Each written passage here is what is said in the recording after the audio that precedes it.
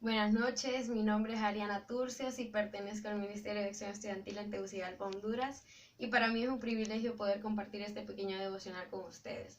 Para iniciar, quiero compartirles que Filipos era una importante ciudad en el Imperio Romano. Fue llamada como colonia romana y Pablo la descubrió o llegó a este lugar en su segundo viaje misionero. Esto lo podemos encontrar en Hechos 16 del 11 al 12.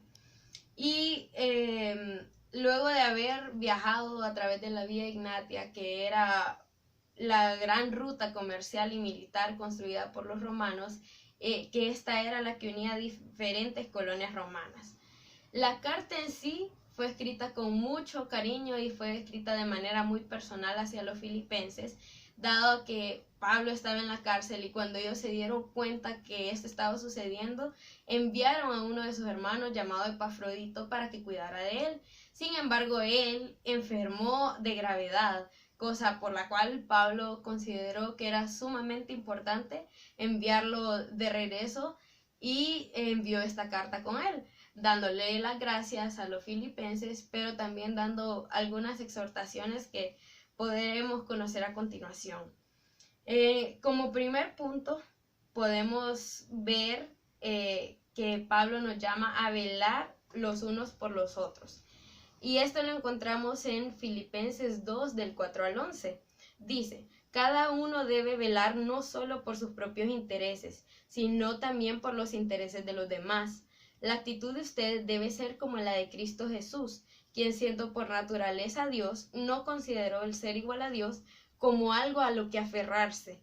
Por el contrario, se rebajó voluntariamente, tomando la naturaleza de siervo y haciéndose semejante a los seres humanos.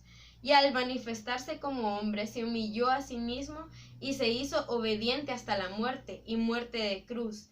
Por eso Dios lo exaltó hasta lo sumo y le otorgó el nombre que está sobre todo nombre, para que ante el nombre de Jesús se doble toda rodilla, en el cielo y en la tierra y debajo de la tierra, y toda lengua confiese que Jesucristo es el Señor, para gloria de Dios Padre. Como primer punto, como les comentaba, tenemos velar los unos por los otros. Cada uno debe velar por los intereses de los demás.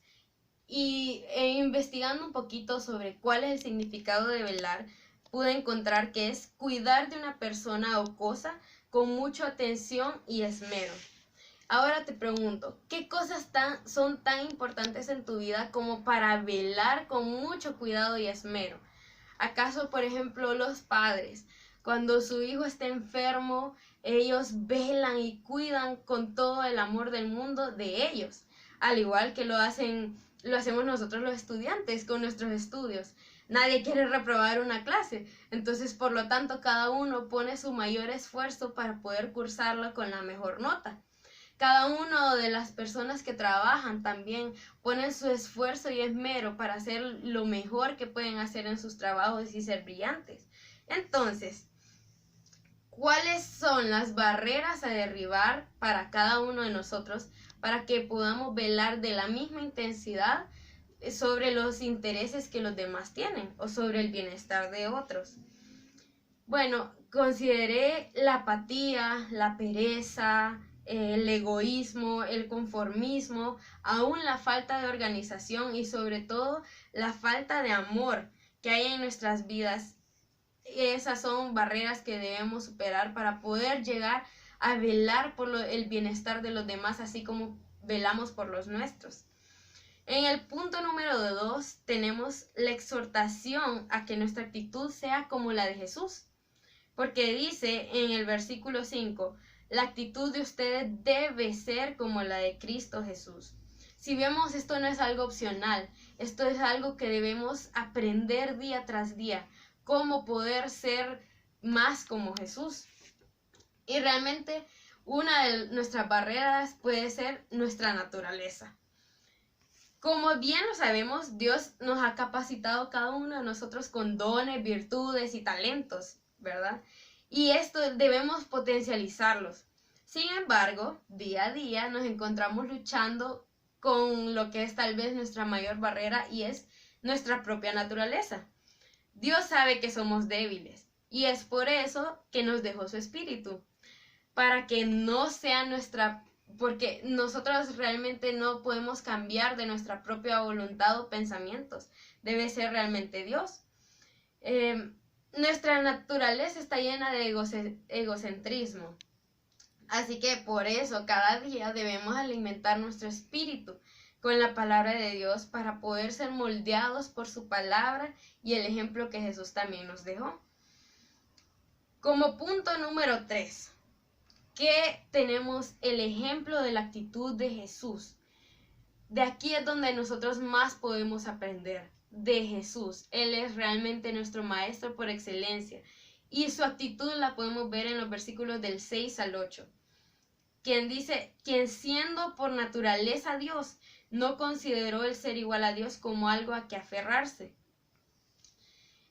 Por el contrario, se rebajó voluntariamente, tomando la naturaleza de siervo y haciéndose semejante a los seres humanos. Y al manifestarse como hombre se humilló a sí mismo y se hizo obediente hasta la muerte y muerte de cruz. Entonces aquí podemos recordar muchas o algunas de las características de Jesús. En primer lugar, es el Hijo de Dios. Es Dios mismo hecho carne. También podemos encontrar en él un amigo realmente leal y fiel. Y es un ser sumamente paciente y sabio. Y sobre todo compasivo y amoroso. Si Jesús fue perfecto y es perfecto en su naturaleza, y aún siendo perfecto, no consideró esto como algo a lo que aferrarse, ¿por qué tú y yo nos seguimos aferrando a nuestra propia naturaleza que es totalmente imperfecta? ¿Por qué no queremos someter esa naturaleza a la voluntad de Dios? Yo hoy te pregunto y me preguntaba a mí misma, ¿a qué es lo que me aferro hoy? ¿Qué es eso que no me deja someterme tanto a la voluntad de Dios como para poder llegar a imitar más a Jesús? Y realmente me pone a pensar, ¿será el miedo o la pena sobre el qué dirán nuestros compañeros, familiares, amistades, si llegamos y queremos ayudarles en cierto problema? O si llegamos y queremos compartirles nuestra fe o alguna escritura, ¿será que tenemos esa duda de qué dirán? ¿Y será eso lo que predomina en nuestras vidas? ¿O será realmente la apatía, el egoísmo, el egocentrismo de decir, suficientes problemas tengo ya con los míos como para cargar con los problemas de otros? ¿Será esa mentalidad lo que hoy predomina en nosotros y lo que nos llega a dominar? ¿O qué más será? ¿Serán los tantos quehaceres que encontramos en el día a día lo que nos desenfocan totalmente de prestar atención a aquellas personas que hoy están siendo necesitadas en su espíritu? ¿Será nuestra falta de fe y desánimo lo que hoy nos tiene pensando, la verdad es que esta persona no cambia a pesar de que yo haga del todo, así que ¿para qué seguirme invirtiendo en ella? ¿O para qué seguir luchando por ella? ¿Qué es lo que hoy te ata y te impide a tener esa misma actitud compasiva y amorosa que tuvo Jesús? ¿Qué te ata y te impide dejar tu naturaleza y reemplazarla por la naturaleza de Jesús? La verdad es que me ponía a pensar, y como estudiante la carga académica muchas veces puede ser agobiante, puede ser bastante pesada. Y tenemos muchas veces tareas, proyectos y exámenes para entregar en la misma semana. Entonces es aquí cuando probablemente yo misma me he desenfocado y me he enfocado totalmente en mí misma, en mis cosas que debo completar, y me he olvidado de aquellas personas que hoy están teniendo necesidades. Pregúntate, ¿qué es lo que te aferras o qué es lo que te mantiene hoy en ese punto donde no hay nadie más que ti mismo? Realmente que cada uno de nosotros tiene múltiples razones para no velar por los intereses de los demás, pero ¿qué es lo que te limita o te impide velar por el bienestar de los demás hoy?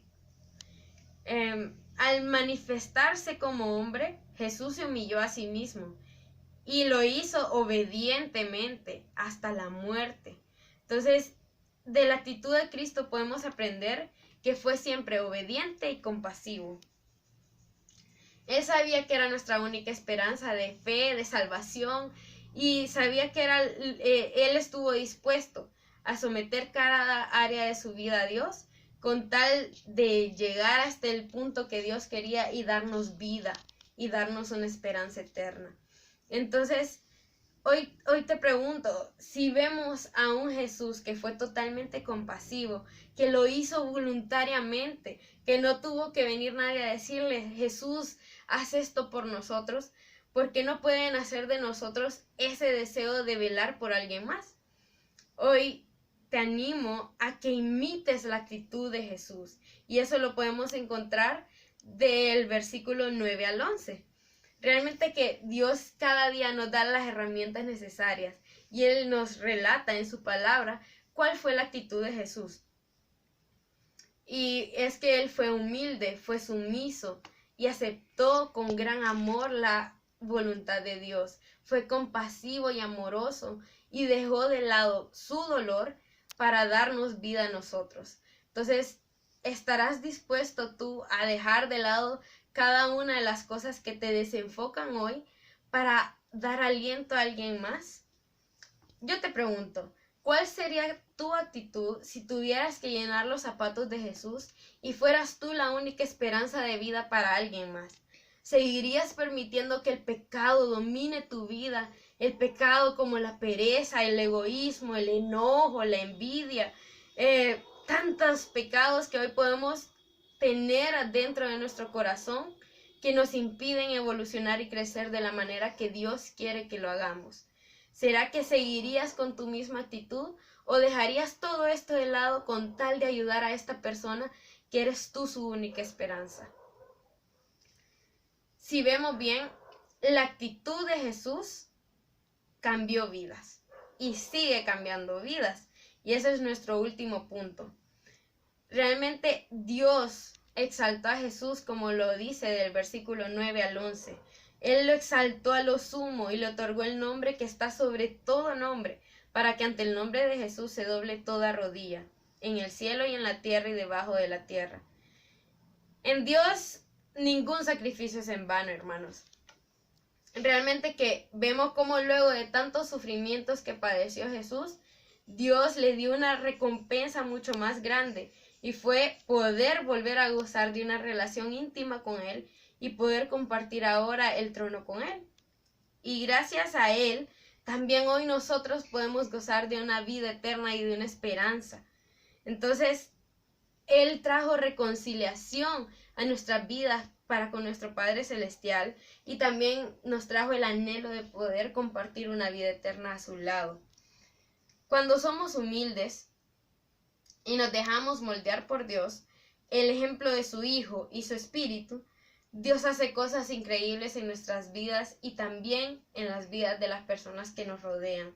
Entonces, hoy con esto he aprendido la importancia de dejar de estar encerrados en nosotros mismos y poder velar por el bienestar de otras personas, así como Dios nos manda en estas escrituras. Como conclusiones tenemos: alimentemos día a día el Espíritu Santo que Dios ha depositado en nosotros, porque realmente ser compasivos o ser obedientes no es algo que nace de nuestra propia naturaleza, es algo que Dios va poniendo al ir trabajando día a día en nuestra relación con Él. Entonces, como segundo punto o segunda conclusión, te animo a que te mantengas alerta sobre qué cosas son las que te impiden o te limitan a velar por el bienestar de otros. Y como tercero, imita el ejemplo de Jesús, siendo obediente y compasivo. Realmente tenemos un Dios amoroso y Él desea hacer grandes milagros en nuestras vidas, desea transformar nuestras vidas. El punto es si tú y yo nos vamos a dejar moldear por su inmenso amor y gracia. Muchas gracias a cada uno de ustedes por escuchar este mensaje, y también en especial a Pablo Valcárcel, que se ha tomado la dedicación para compartir con nosotros de este increíble taller que sin duda me ha ayudado mucho a crecer en mi fe. Muchísimas gracias a cada uno de ustedes, hermanos, y esto fue todo lo que les quería compartir.